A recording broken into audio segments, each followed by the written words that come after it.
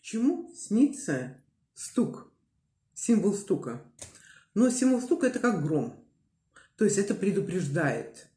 Есть предупреждение, то есть это сперва гром, через какое-то время будет молния. И мы можем даже посмотреть, что, как обычно, гром, потом считаем, раз молния, еще далековато. Поэтому то же самое, как и стук. Стук, он может предупреждать, что скоро произойдут какие-то события. Это могут быть новости какие-то, вести, гости могут прийти. Может быть предупреждение, что могут быть обман. Может быть, за вами будут следить. Поэтому мы сейчас рассмотрим некоторые вот варианты, которые у меня вот есть. Ну, давайте, кто стучит в первую очередь. Потом посмотрим, чем стучит и почему стучит. Кто может стучить? Знакомый. Знакомый значит предупреждение в той области, где вы знаете этих знакомых. Поэтому здесь смотрим именно вот на это. Знакомый. Если знакомый вместе с вами ездил в отпуск, вы его знаете по отпуску, значит, тут предупреждение какое-то. Если у вас не очень хорошие отношения были, и вы плохо провели с ним отпуск, тут уже предупреждение, что значит отпуск может не удастся. Если это врач знакомый, он работает врачом, следует проверить здоровье. Если незнакомый человек, мы говорили, что такое незнакомый человек. Незнакомый человек – это мужчина или женщина, смотрим. Если стук, женщина стучит, значит, это то, что внутри. Это, может быть, надо обратить внимание на какие-то цели, на свое поведение, еще на что-то, что могут привлечь какие-то события. Это предупреждение. Предупреждение, например, что ты поступаешь что-то не так, поэтому может развалиться семья. Это стук. Во сне может быть именно вот как предупреждающая такая вот вещь. Если это мужчина, то это могут быть события. Мужчина – это внешнее событие, женщина – это внутренние события. Если это священник, значит стук. Значит, здесь все может быть. Священник обычно является как духовником, может быть, плюс ко всему тому же. Может быть, где-то надо обратить внимание. Священники обычно появляются, когда человек не очень хорошо бывает.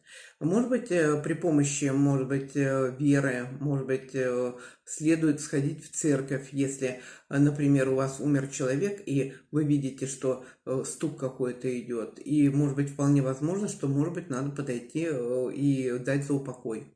Особенно если стучит мертвый человек, стук мертвого человека, и рядом находится священник, это может быть. А если просто мертвый человек стучит, вы знаете, что он умер, поэтому это предупреждение. Надо посмотреть, как он умер. Если он погиб в аварии, а вы собираетесь ехать куда-то, тут уже 100% надо отменить. Почему? Потому что как минимум может быть травма. Поэтому, если родственник стучит, может быть, требуется ему помощь, позвоните ему, спросите, что случилось. Если вы сами куда-то стучите, может быть, вам нужна помощь. Или вы не можете достучаться до какого-то человека, то есть, чтобы вас поняли, чтобы вас поняли. Поэтому вот здесь вот, если коллега по работе, это может быть стучать. Может быть, знаете, вот есть ключевая фраза, по-разному это, доносить. Может быть, на вас кто-то ходит жаловаться и стучит. Вот ключевая фраза есть. Сосед. Значит, события рядом. Если вы с соседом в хороших отношениях, значит, хорошие события. Если в плохих, значит, плохие события могут быть. Поэтому сосед – это что-то рядом. Рядом события, совершенно рядом. То есть это как гром грянул, и сразу молния пошла. Ребенок стучит.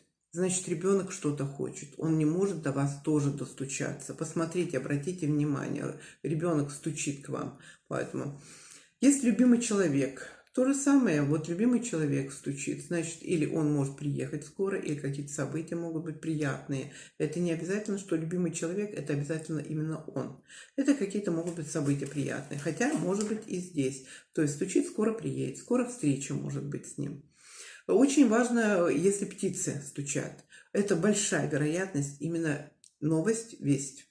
Если там могут быть события какие-то, психологические, все остальное, то тут идут именно... Вот синичка – это, ну, будем говорить, безобидные какие-то вещи, простые, может быть, новости, все остальное. Голубь – это тема ну, голубь и голубица, может быть, парные отношения, любовь может быть в этом отношении, если стучит голубь. Если ворона, не очень хорошо. Ворон, ворона – это всегда плохие новости, потому что, ну, вот так, потому что ворона черный цвет идет. Есть стук лап, например, когда, может быть, собака может стучать. Раз, раз, раз, побежала, и вы услышали стук лап. Поэтому собаки – это к родственникам. Может быть, мужчина может где-то приехать или объявиться мужчина, который может сперва быть очень хорошим любовником, потом с продолжением на семейные взаимоотношения. Если кошки, значит предупреждение семьи. Кошка – символ семейных взаимоотношений. Опять, если вы видите, что стучат лапы кошки или коготки стучат, значит большая вероятность разборка семейная будет, потому что коготки – это всегда агрессия. Поэтому, если лошадь стучит копытами. Это работа, что и опять мы смотрим дополнительные символы, что может быть с работой связано, может быть перемена, смотря какая лошадь, если мы видим лошадь. Поэтому светлая, белая лошадь – это хорошая, неплохая, сильная, будем говорить так, красивая, высокая лошадь – это одно. Если измученная, будем говорить, замученная, худая лошадь, это, если вы решили поменять работу, это вам предупреждение. Предупреждение об том, что вы можете поменять свою работу на худший вариант. Если, например, кто-то стучит обувью, каблучками, например. Ну, давайте вот так. Женщина-мужчина слышит, что кто-то стучит каблучками. Поэтому встретите женщину. Большая вероятность встречи женщины, и достаточно, будем говорить, будут хорошие отношения. Так, теперь смотрим, куда стучит. Ну, например, в дверь может стучать. Дверь – это обычно защита. И поэтому, если кто-то стучит, значит, пытается до вас достучаться, чтобы вы впустили в свою жизнь. Может быть так. Иногда могут стучаться бандиты. Тоже плохо. Почему? Потому что бандиты – это те, которые, ну, могут вас ограбить, может что-то забрать. Но иногда бывают бандиты – это какие-то, ну, будем говорить, компании, которые тоже могут взять, инвестировать, вложить, и какие-то деньги вам могут отдавать. Это тоже может быть бандиты. Почему? Потому что мы рассматривали символ бандитов. Это банда, которая собираются люди одной идеей. Ну, так устроено, что бандиты у нас идут с негативным акцентом. Поэтому тут надо быть очень внимательным. Дальше. Если в стену стучит кто-то, стена – это не очень хорошо, это очень часто со здоровьем связано. Почему? Потому что тут надо проверить здоровье. Иногда это может быть к месячным бывает, иногда у женщины что должны быть месячные, а иногда бывает плохой вариант. Вот женщине приснился сон, что беременной женщине, что она стоит в углу и стучит кулаком в стену и просит помочь, кричит, чтобы ей помогли. На утро у нее произошел выкидыш.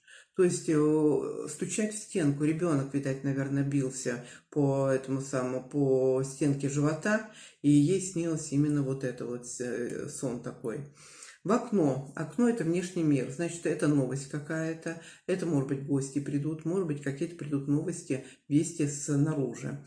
Если по крыше стучит, если по крыше стучит, крыша – это защита. Это иногда символизирует голову. Поэтому здесь может быть стук, может быть, кто-нибудь будет бить вам, стучать по голове. Это тоже агрессивная такая вещь. Знаете, это иносказательно, может быть. То есть кто-то может вас ругать очень сильно. Стучать по голове – это, будем говорить так, знаете, иногда говорят, пробьешь дырку мне в голове, так ты стучишь.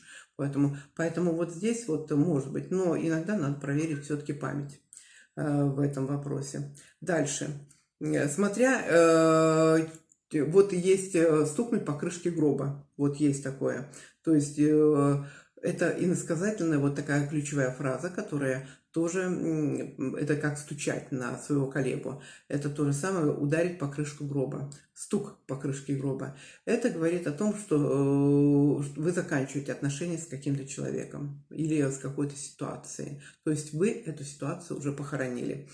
Смотря чем вы стучите. Ногой не очень хорошо. Почему? Потому что ногой это агрессия обычно, если вы ногой стучите. Кулаком тоже. Кулаком по столу. То есть, когда человек стучит кулаком по столу, это он решил какое-то это самое, и он больше свое решение не меняет. То есть это уже окончательное решение, это точка идет. Это именно такое. Если стучат посудой, Значит, здесь или, будем говорить, к семейным скандалам, или, может быть, даже к поминкам. Это может быть и к смерти, если стучат посудой. Такое тоже может быть. Если вы стучите пальцами рук по столу, это раздумие, когда мы стучим, когда мы о чем-то размышляем. Поэтому вам надо, если вы увидели, что вы стучите пальцами по столу, здесь надо поразмышлять, подумать, не пороть горячку. Опять сильно, слабо постукиваем. Сильные какие-то будут, если сильно, значит какие-то, может быть, агрессивные действия или очень большая радость с эмоциями сильными. Если слабые, слабые. Если постукивать, значит события мелкие какие-то могут происходить, приходить к вам. Так, что еще у нас идет? Так, ключевые фразы иногда идут. Ключевые фразы. Ну, например, если есть стучать, это, как я сказала, доносить. Стучите, и вам откроют. Если вы стучите, вы начинаете стучать в дверь, и вам открывают, значит, вам надо, вот есть такая фраза, стучите, и вам откроют. Значит, тут надо набраться терпения и бить в одну точку. То есть это может быть мысли, это может быть в бизнесе, это может быть еще что-то. То есть вы должны где-то приложить усилия и терпение, и настойчивость. И тогда двери перед вами откроются. Поэтому здесь достучаться, может быть, достучаться до цели, достучаться до человека. Тоже есть, если вы достучались до кого-то, стучали, и вдруг достучались. Поэтому. То есть это как бы показано, что, может быть, ваши желания должны исполниться. Так, что еще мы тут не сказали? Ну, вроде все. Так, именно стук. Да, вот смотря чем стучишь. Иногда вот бывает, если вы стучите деревянной палкой по полу.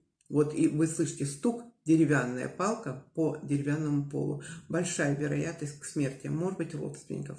Опять палка это как бы с дерева идет, поэтому может быть большая вероятность, или вы узнаете новость о том, что ваш родственник заболел, и это угроза даже смерти может быть в этом отношении. Поэтому здесь опять надо посмотреть, каким образом, если днем, утром, все это подсказано. Смотрите дополнительные символы, когда происходит это. И вместе с символами мы толкуем сны. Почему самое сложное, это не только символы, а именно как и собрать эти символы. Поэтому подписывайтесь, покупайте курс по снам, авторский курс. Посмотрите, в конце будет авторский курс. Посмотрите, это авторская модель, которая поможет вам не только в символах. Символы вы можете, будем говорить, там показано. Символы можете из себя изнутри брать. Там рассказано, это архетипы, это коллективное подсознание, все остальное. Там показано именно, как можно сложить вот все символы в единую картину. Поэтому приходите, заказывайте курс. И вместе мы будем расшифровывать сны. Будете учиться языку подсознания.